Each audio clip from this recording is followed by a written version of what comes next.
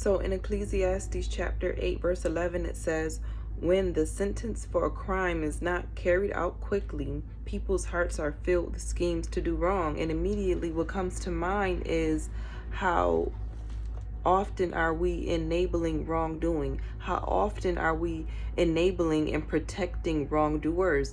Like, there are people who are so wicked. There are people who are um predators in different ways in their life, and they are masterful in their predatory ways. And it's like they had to be enabled throughout their journey. They didn't get that far in being wicked with no help. So sometimes, knowingly or unknowingly, we are enabling people to do wrong, not noticing that we're creating this grand monster who cannot be a great monster to us in our lives, but definitely to others. And we had a hand in, allowing this person to develop in their wickedness.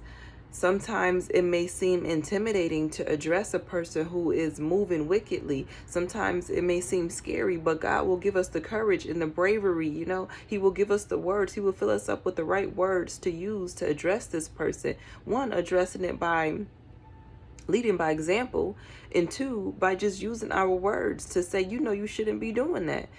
Sometimes we have to do what is scary. Most times we have to do what is scary, but especially when it comes to addressing someone that seems intimidating to us in our own life, someone we know, but even someone who's a stranger. And because we don't know what the outcome might be, but we just have to trust in God, because we don't want to be enabling someone to do wrong to others. We don't want to have a hand in that. I know in my life we see with celebrities and people who come down, who are taken down after 20 or 30 years, where people attempted to, bring their darkness to the light. People attempted to bring their skeletons out the closet for years and years and years, and they kept winning. They kept overcoming, that person exposing them. They kept overcoming it and seeming victorious, and then after decades they're finally taken down. And it's like people had to be enabling them and helping them, people who were intentionally or unintentionally helping them. But when we're closing our eyes or covering our ears, we're helping them. Even if we're not literally helping, we're helping them by not saying anything. I have an example. I remember years back I was at a salon, and this woman kept reaching over in front of me, and I did not know her. And so I said, on the third time that she reached over in front of me, sometimes you have to speak to people like they're a child for them to get it. And it doesn't matter the outcome. Anything can happen. If it happens, it's meant to happen. It is what it is. But I know I spoke to her and I said, you shouldn't be doing that. You don't know me. Why are you reaching over me like that? You don't know me. You shouldn't be doing that. That's wrong. I had to talk to her like she was a child. And her face was so shocked. She was so surprised at how I talked to her, but it was effective. After I said that, she didn't reach over me again, and she disappeared. She was out of my sight for the rest of my time in that salon.